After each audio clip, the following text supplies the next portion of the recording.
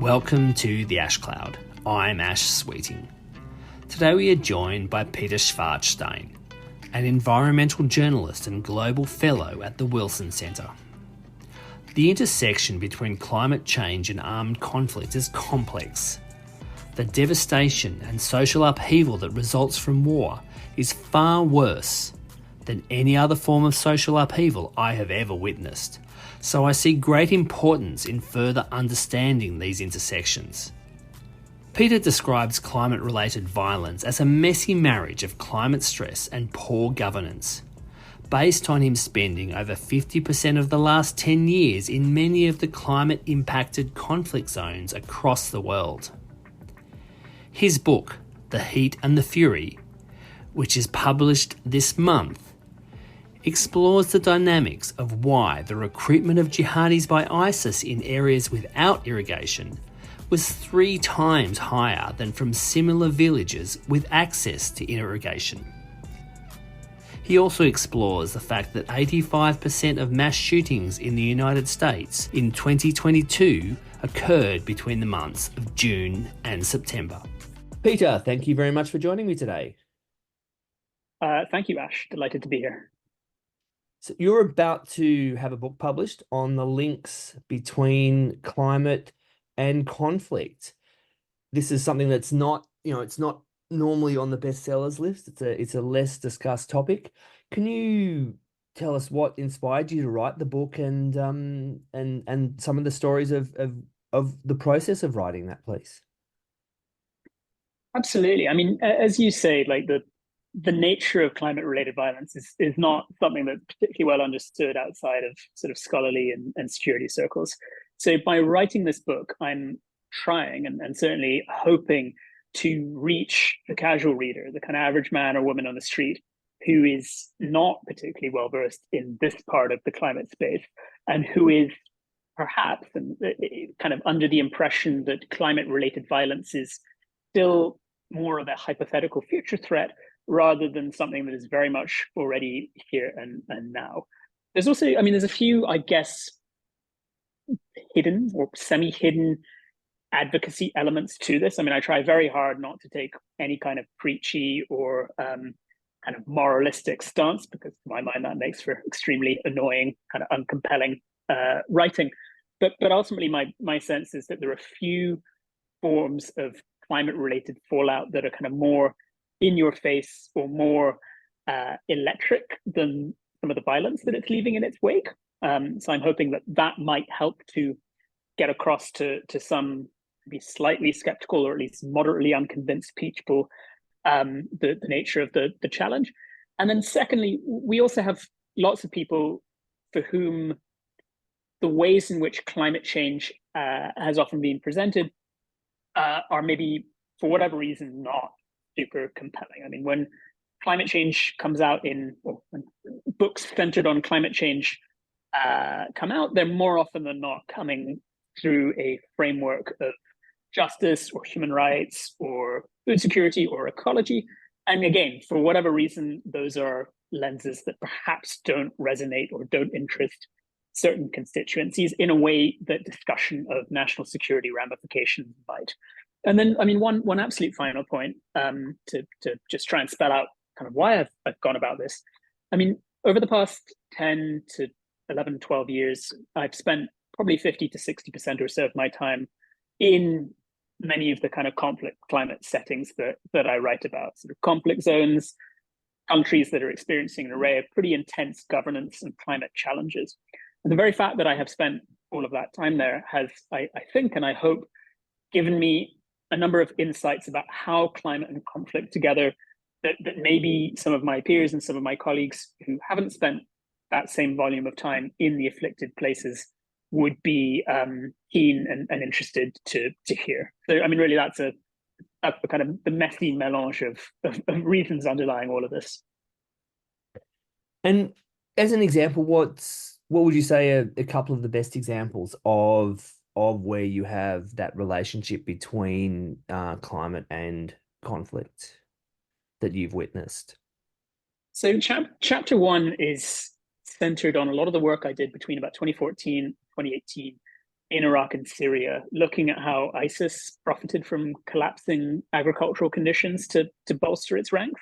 I mean, I could have and possibly should have written an entire book looking at that example alone. But I argue that climate-related troubles mixed with governance failures and an array of other problems made it significantly more likely that villagers were inclined to kind of throw their lot in with the jihadists. So, for example, I interviewed in several hundred villages, but there were a number of villages where I focused many of my interview efforts.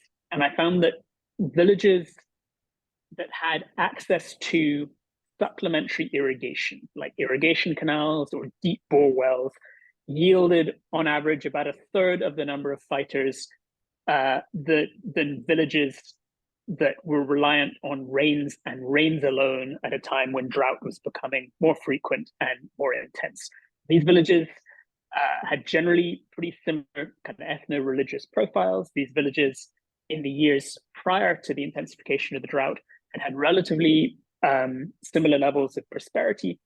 And I found that because agriculture had collapsed considerably more in these kind of villages that were more inland from the river valley than those with access to irrigation canals, that the degree of economic desperation and poverty and resentment of state was so much deeper there that ISIS recruiters enjoyed a relative bonanza.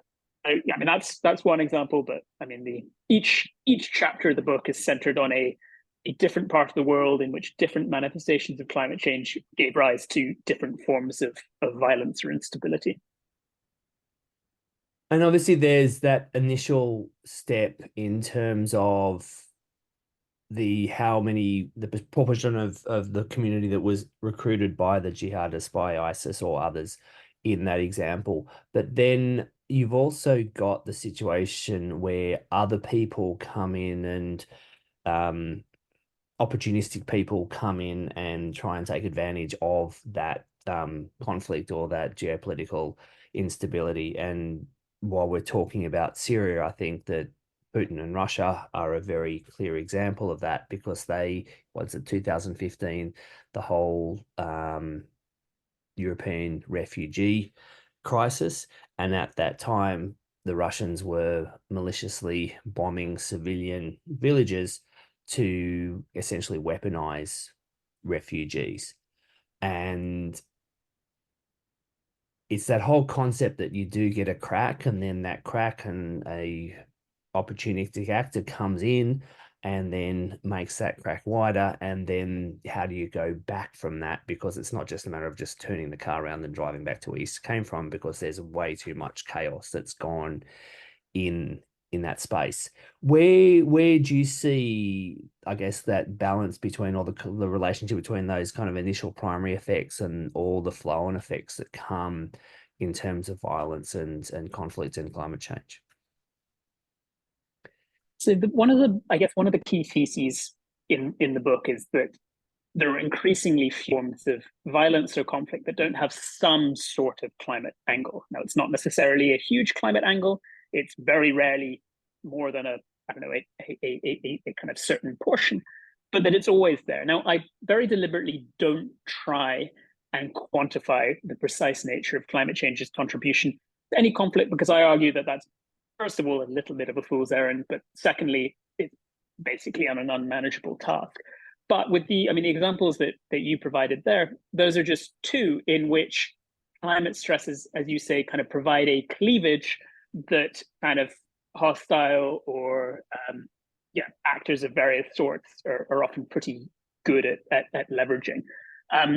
Just to invoke Russia once more, the Russian invasion of Ukraine in 2022 is certainly seen in many kind of European circles as basically a fossil fuel fed phenomenon. Were it not for the kind of plentiful access to sort of oil and gas riches the Russian state was able to avail upon in the years leading up to 2022, perhaps they wouldn't have been able to kind of launch an invasion of this expense, or to kind of gird themselves with a financial war chest capable of resisting the kinds of sanctions that the Putin regime knew to be coming.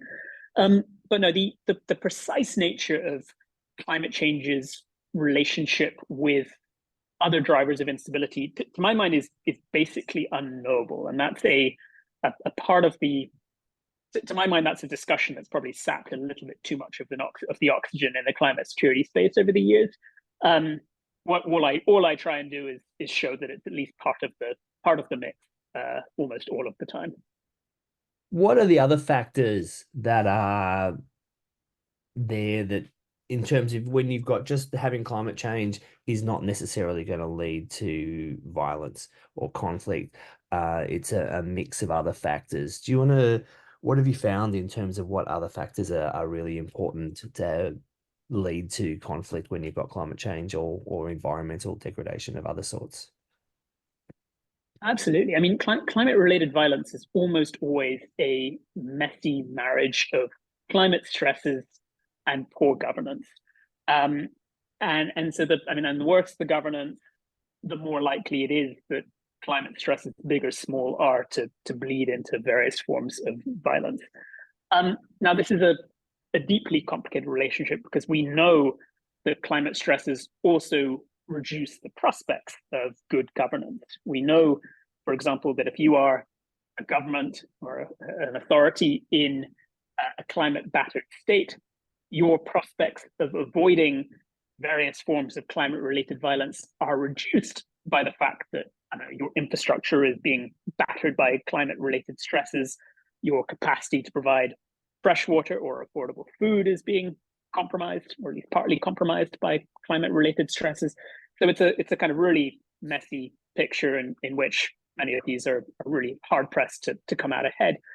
But one of the, to add an additional thesis behind the book, I also argue that we are relatively systematically underestimating the volume of violence that that climate change is fueling because of our lack of understanding of how climate change mixes in with other drivers of instability, such as corruption, such as inequality, such as state brutality.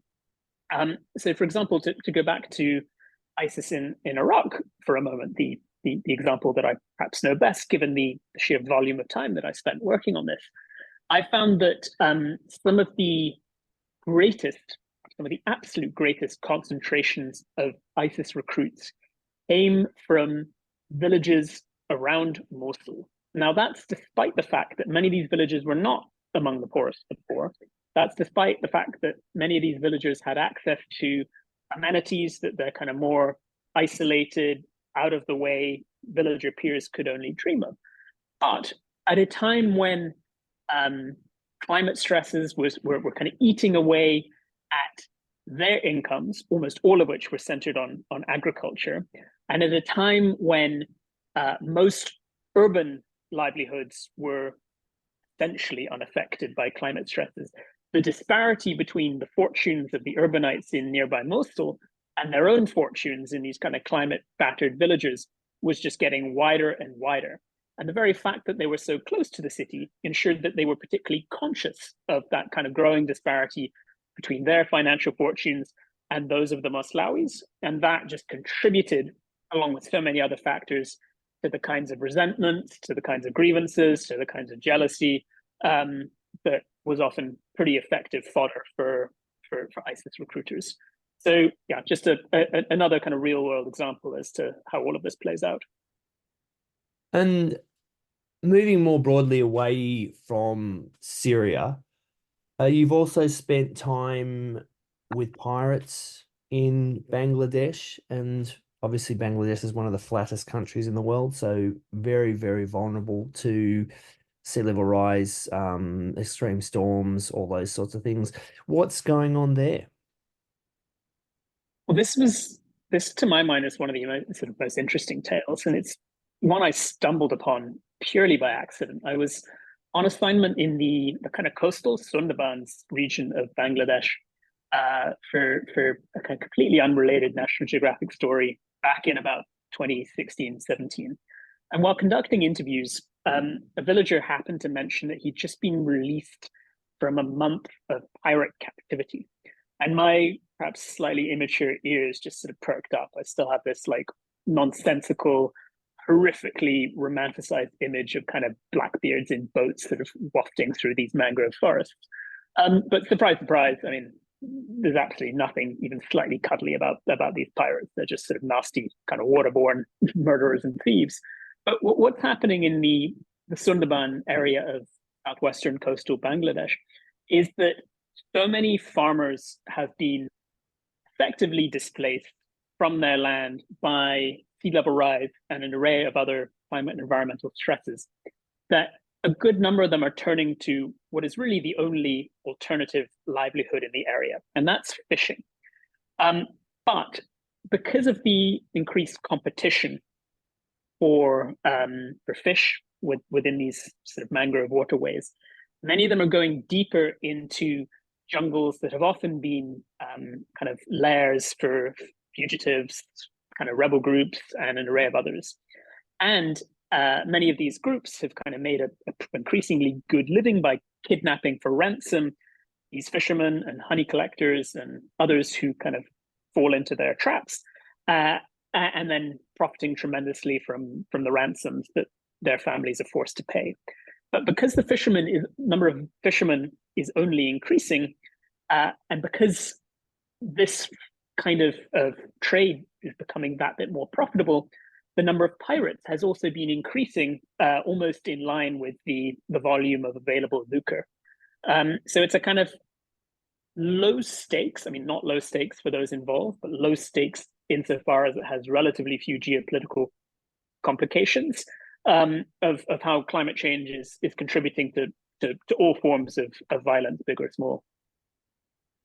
And from what I understand, that the pirates there are actually very deliberately keeping it low stakes. They don't want to take people who are going to bring attention to their activities outside or have the resources to actually come and do something about it. It's very much, let's just pick on the vulnerable because they're not going to make enough fuss for us, for our activities to be addressed. Yes, exactly. I mean, they're not morons. They're aware that were they to kidnap some of the foreign tourists or even sort of well-dressed Bangladeshi tourists that kind of motor in much nicer boats through these waterways, that would invite the kinds of attention from the security services that they don't want. And so the way that one villager put it to me, I think it was basically verbatim, this is why you are safe here and I am not. Now back in 2018, I believe it was, the Bangladeshi authorities issued an amnesty to these pirates, whereby any who were not suspected of murder or rape could get off scot-free as long as they handed themselves and their weapons in. And several hundred pirates took advantage of this offer, and since then, according to the Bangladeshi state at least, this piracy is no more. Now, that would very much come as news to many of these vulnerable, afflicted coastal communities who are still being targeted years later. But temporarily, at least, this form of crime has decreased somewhat. So I don't know, maybe these pirates did eventually kidnap one or two of the wrong people.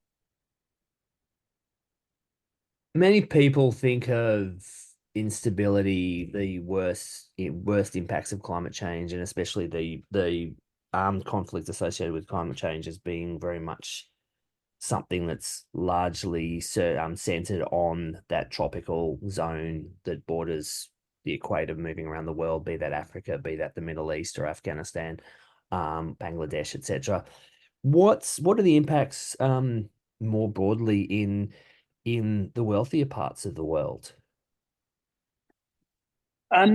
They're intensifying. I mean, as you say, this is a phenomenon that is mostly centered in poorer countries. I mean, it's a good reason why my book is mostly centered on the experiences of poorer or a number of kind of lower middle income countries in Africa, Middle East, and South Asia.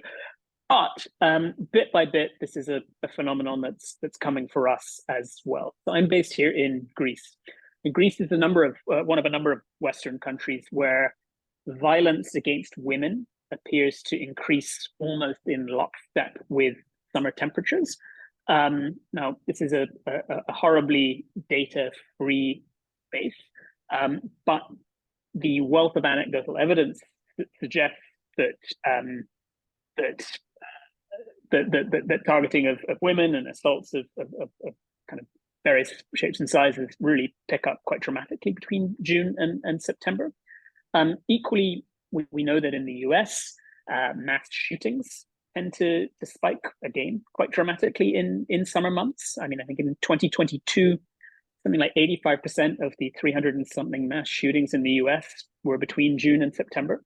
Now, there are a number of reasons for that likely go beyond the uptick in temperatures during that period. I mean, kids are not in school, financial pressure can be slightly greater, but ultimately the physiological changes that higher temperatures unleash appear to be at the heart of it. And then, I mean, this really goes on. I mean, I focus a little bit less on the part of the climate security space that looks at military readiness. At the same time, we know that something like 50%, or at least 50%, of US military installations have been in some way damaged by climate or environmental phenomena. I mean, here in Greece, where we had these absolutely horrific series of wildfires last summer, and preceding summer, a very large number of Greece's most strategic military facilities have been rendered in some way unfit for purpose by wildfires and flash floods and intensifying heat waves. So no matter which way you count it, there are very few parts of richer swathes of the world that are not increasingly affected by climate-related instability and insecurity as well.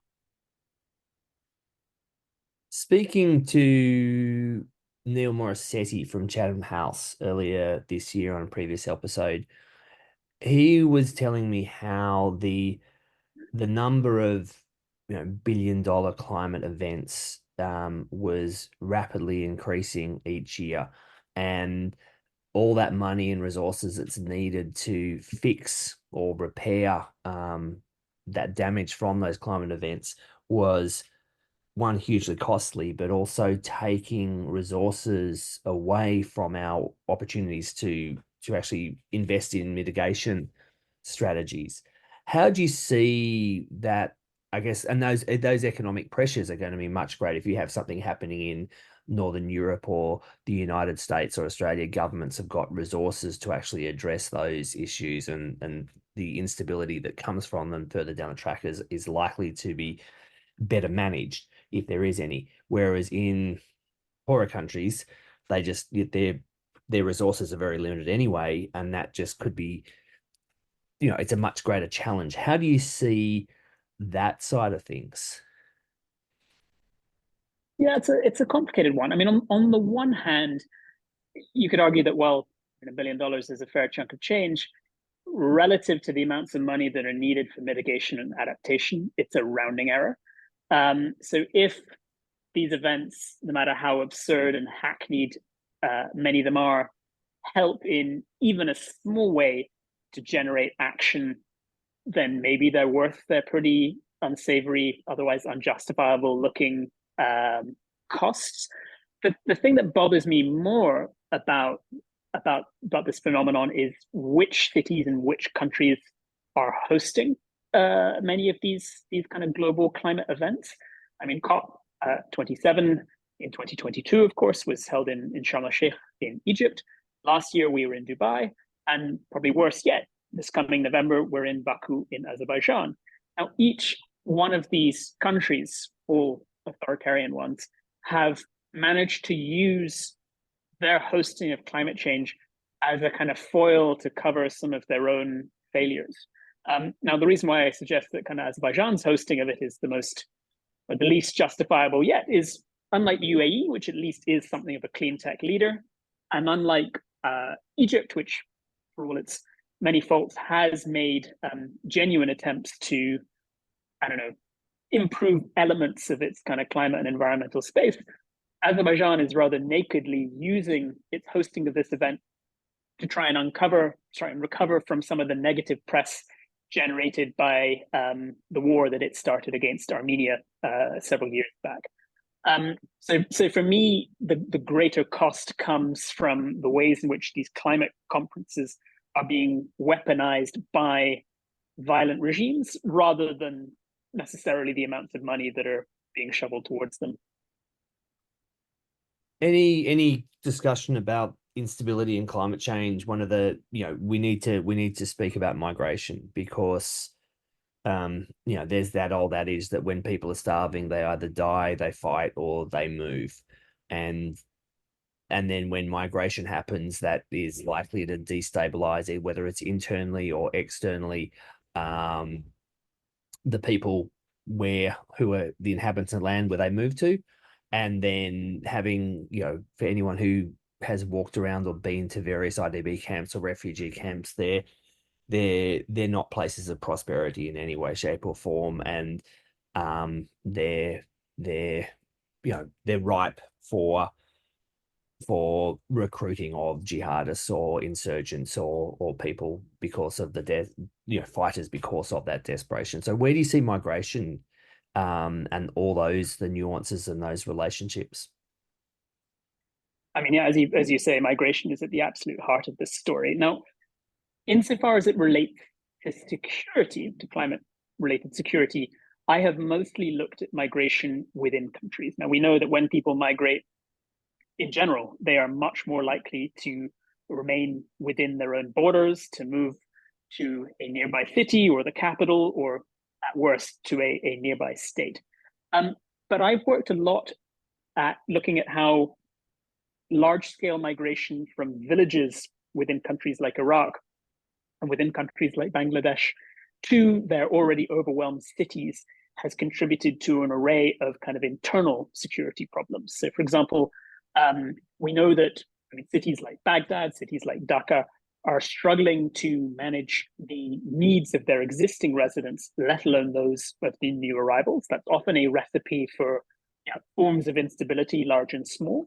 But I've also worked a lot on an area that's actually often neglected in this discussion, and that's the plight of many of the villages that these migrants leave behind. So much of the time, the loss of these villagers to outmigration ensures that these communities no longer have the critical mass of residents that they need to support small businesses.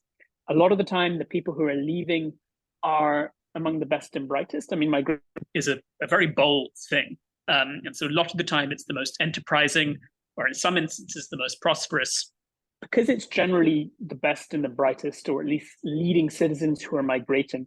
That can then deprive villagers in countries like Iraq and Burkina Faso and an inordinate number of other places of the members of their kind of dispute resolution mechanisms, of the kind of bodies that communities turn to resolve various disputes. So at a very local level, outmigration is contributing to fast intensifying instability. But then to kind of, if we even turn to the kinds of migration that are perhaps most commonly discussed in European and North American media, that too, of course, has a climate angle in a number of ways. Now, it's extremely difficult, if not impossible, to quantify how important climate change is to many of the migration flows that we're getting across the Mediterranean or over the southern US border. But we do know for certain that it's playing a part.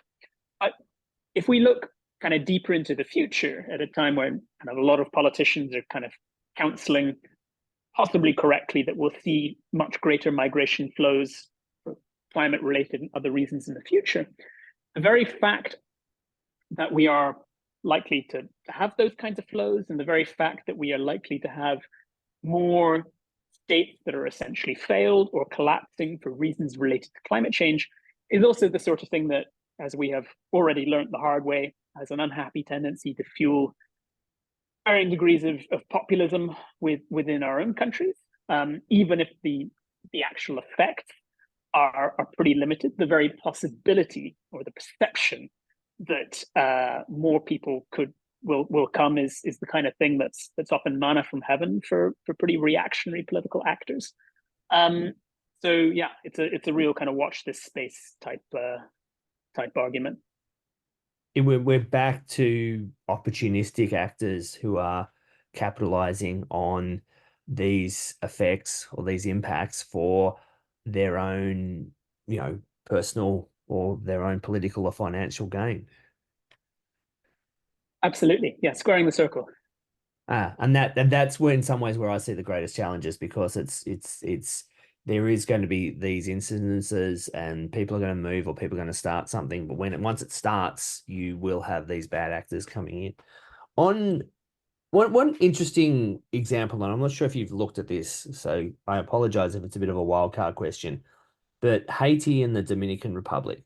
And whilst the environmental degradation in Haiti is not directly climate change related. It's much more about the deforestation over the years of sugar production, last couple hundred years. Same islands, essentially, same climate. Um, Whereas Dominican Republic is a functional middle income nation, and Haiti just goes through cycle after cycle of violence, criminality, gangs, etc. How do you see that in terms of I guess, a window into what things may look like down the track? No, it's a great question. I mean, I can't speak to what's playing out on Hispaniola itself. It's not a part of the world I'm familiar with. However, to kind of look at similarish examples elsewhere in the world, we also know that climate related violence is much more likely in countries that are already reeling from non-climate environmental problems. So climate related drought is always a problem, but it's much more of a problem if it's striking a country that is already suffering from pollution, shoddy water infrastructure, and an array of other supposedly more prosaic ills.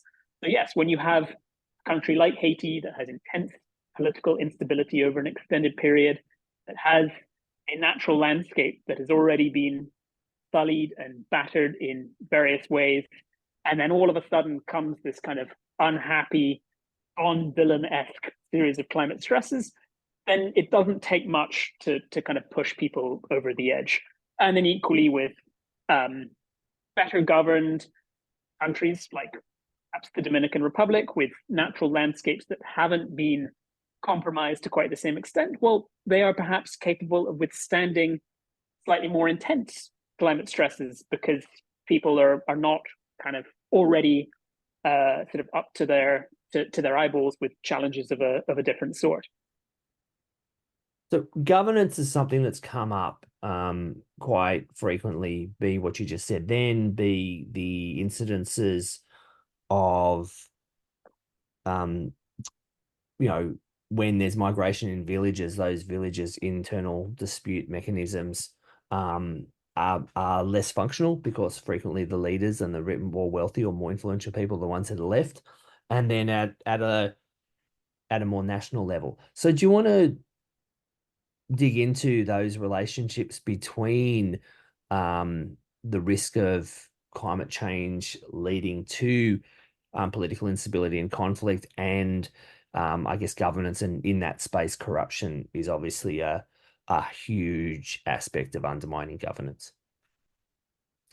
Yeah, I mean, one of the books in this space that I found particularly compelling was Josh Busby's States of Nature, in which he takes uh, three different parts of the world in which you have uh, similar-ish countries that nevertheless have different qualities of governance and that consequently have experienced different kinds of or different degrees of climate-related violence. So he looks at Bangladesh and Myanmar, he looks at Lebanon and Syria, and he looks at Somalia and the Somali region of Ethiopia.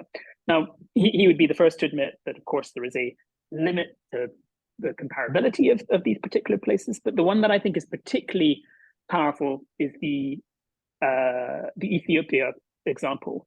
So the Somali region of Ethiopia has relatively similar climatic and sort of ethno-social profiles to that of its Somali peers over the border. And yet, despite the fact they've had those close similarities, climate-related stresses haven't led to anything like the same degree of violence and instability within Ethiopia as they have over the border in Somalia. And his inference, and that of many others, is just that the slightly higher quality of governance in Ethiopia has ensured that those stresses have been less likely to kind of bleed into the same kinds of al-Shabaab fodder as they have in Somalia. Now, again, slight limits to the usefulness, but nevertheless still a kind of very instructive tool. I mean, one thing I would say is that, I mean, one can't have any kind of discussion about climate-related risks without repeatedly coming back to governance. But I got talking quite recently to an excellent scholar of the politics of the Sahel, and he kind of got on my case for very sort of slightly understandable reason, saying that you can't really blame authorities, or at least wholly blame authorities in parts of the world as poor as that of the Sahel for their inability to govern when they lack the basic volumes of cash needed to even hire administrators. So, for example, Niger has something like 8 civil servants per 100,000 residents, which is something like 30 times fewer than that of France, Niger's sort of former colonial master. And so when you have a country that big with a relatively large population, even were those administrators to sort of govern slightly better than they do, there's probably still a limit to how effective their governance could be with insufficient means. All of which is to say that a lot of the time you're in a bit of a kind of damned as you do, damned as you don't spiral. So on that note, and when you mention the Sahel, there's been it's over the last few years, it has been the coup capital of the world. So one, it's very highly impacted by climate change, but also I can't remember the exact count at the moment, but many countries right across the Sahel have gone through military coups, and it's hard to imagine that that's a pure coincidence.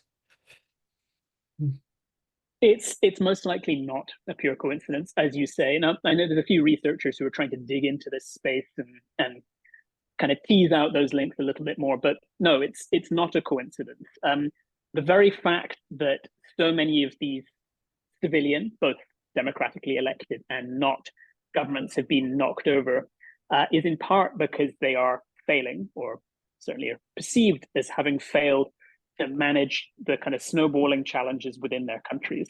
And so many of those challenges are at least partly related to climate change. Again, the very fact that food prices have risen even more in some of these places than they have further afield is in part a function of kind of failing crop yields in some of these countries.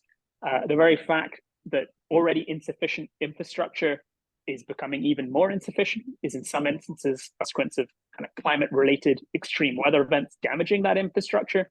The very fact that so many of the cities in countries like Mali, Niger, Burkina Faso are becoming even more unwieldy and kind of even less satisfactory in their provision of services is in part a consequence of how many villagers are migrating en masse to these cities because of their struggle to make any kind of meaningful living off the land, partly for climate-related stresses. So no, it's not a coincidence. And this is just a kind of microcosm in miniature of the kinds of failing states or kind of collapsing statehoods that we will likely see in greater numbers if poor parts of the world are not kind of reinforced in the face of intensifying climate stresses. You mentioned the role of food prices there, and more recently the Arab Spring, what happened across North Africa, in Egypt, etc. Also, what happened in initially in Syria, there was protests around that, and also when you go back to 1917 and the beginning of the Russian Revolution, also started with food price hikes or bread protests in St. Petersburg. And obviously it's all very indirect. Just because food goes up, food has gone up 50% or so over the last few years here in the United States, and we do not have that level of violence here. How do you see that relationship between, you know, things like food price spikes, and obviously there's a clear link to climate change, but how do you see that relationship with political instability and conflict? I mean, what's that line from Shakespeare's Julius Caesar? I mean, something like let me have men about me that are not hungry and lean. Yeah, it's the idea that kind of, yeah, lean, hungry men are more liable to turn to violence. I mean, an old trope, but certainly one, as you say, with a considerable degree of truth to it. I mean, yeah, the kind of longevity of regimes, particularly non-democratic ones across Africa and the Middle East, has often been intimately tied up with those regimes' capacity to provide affordable food access. Now, of course, this is the sort of thing that doesn't hinge on climate stresses and climate stresses alone. The global food market is a very complicated beast, and one that's kind of much better than some people give it credit for, at kind of moving food from places of relative plenty to places of relative scarcity. But the thing that kind of food experts really fear in the future is not necessarily the impact of climate-related harvests per se. What they fear is how states will react to climate-related harvests elsewhere. So as we saw at a time of COVID, a number of countries, including India, enforced partial export bans on certain kinds of rice. The idea being that the authorities there were fearful that kind of that prices within their own country could rise, and in a kind of an attempt to avoid that, they launched into this sort of reactive kind of precautionary measure. And so the really quite big fear is that even if there is kind of in the future a greater volume of kind of serious failing harvests in major food exporters than we've seen to date, there probably would still be enough food to go around, but that food wouldn't necessarily go to its places of greatest need at a time when these kind of panicky, reactive governments are kind of clamping down fear of the impact of rising food prices within their own countries, and for fear of the impact that could have on their own grip on power. And I think probably adding to that would be important that just before the Arab Spring, India banned many countries. India, I think Russia or Ukraine, and many of the stands banned wheat exports and grain exports that further inflamed food prices. Absolutely, yeah. I mean, the precise relationship between high food prices and the origins of the Arab Spring is still quite contested. However, I moved to Egypt and lived there for about 6 years, from about a year or two after the revolution, and it's probably not a coincidence that the key protest chant in Tahrir Square was Aish Khorea Adela Iktamea, kind of bread, dignity and social justice, bread freedom and social justice. So yeah, I mean, it's on the tin. Most definitely, most definitely. One thing that's very evident from, this discussion, all other discussions in this space, is that there's not clear links. It's not an A to B to C. It's very opaque in many ways, and there's many factors that need to be contributing, and it's just not a clear 1, 2, 3 or sequence in that regard, which makes it much more difficult from a political perspective to have it front and center, or give it the attention in that political conversation that is needed. It makes it much more difficult to persuade voters that it's an issue because of the complexity.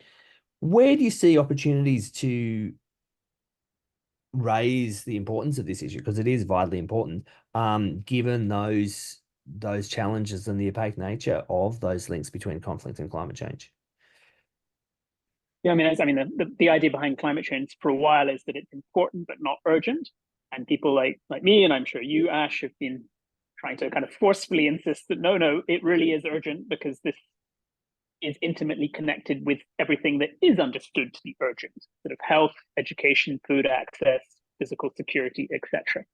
But this has been, I would argue, one of the reasons. I mean, the sheer difficulty of articulating the precise nature of the relationship between climate change and violence is, to my mind, one of the reasons why we haven't yet grasped the full extent of the linkages between the two. Like, it's really hard to piece them together. And that's because, I mean, so much of the time it requires really complicated, nitty-gritty, often quite dangerous groundwork in the afflicted places to sort of actually see exactly how climate change fits with all of the other complications in people's lives. And I mean, my sense has always been that as soon as the crisis was kind of big enough that it were kind of staring people in the face, that kind of authorities would be sort of motivated to act. I mean, this was the answer that for some time I gave Western diplomats in Baghdad when they would ask me about the Iraqi government's sort of relative inactivity on Iraq's water issues. And I would say, when kind of the water crisis reaches proportions that are kind of inescapable and unavoidable for the authorities, they'll act. And then in 2018, you had 120,000 people hospitalized in Basra in the far south of Iraq for water-related reasons at a time of extreme drought, and still the government did almost nothing. Now, Iraq might be something of an extreme case, given the extra shoddy quality of elements of its governance there, but this already seems to be a climate-related violence crisis that is staring Western and non-Western authorities in the face, and yet we're still not really acting in a meaningful way. Now, in some ways that's understandable. I mean, as we said, like the kind of nature of climate's assault on governance is such that authorities can't necessarily respond in an adequate way, even when they want to. Equally, a lot of the solutions are so big as to be almost useless and trite to articulate. I mean, reining in corruption is something that's sort of figured in basically every development and aid and donor handbook for decades, and yet it's much easier to say than to do. But yeah, it really can feel as if we're sort of screaming into a vacuum sometimes. Thank you very much for everything, and we're running out of time. But we're getting to the end of our time, but before we go, is there anything that you'd like to add that we haven't already discussed? I mean, I think that was a great interview, Ash. I think we've probably sort of covered most of the A to Z's. I mean, I have the contents of an entire sort of 330-page book sort of floating through my head. So I would keep you here till the early hours of tomorrow, were I to sort of try and get at least bits of it off my chest. But no, thank you for giving me an opportunity to flog the book. It's The Heat and the Fury. It's coming out in the US and Canada on the 24th of September, and in the UK, Ireland, Australia, India, and a few other places on the 26th. And I'll be doing a mini book tour in DC and New York and a few other places from about book publication time. So yes, please buy a copy and maybe 5 or 6 to give to friends and family for Christmas. Peter, thank you so very, very much for joining me. Thank you for having me, Ash. If you have enjoyed this conversation, please subscribe to The Ash Cloud. Thank you for joining Peter Schwa and myself on this episode.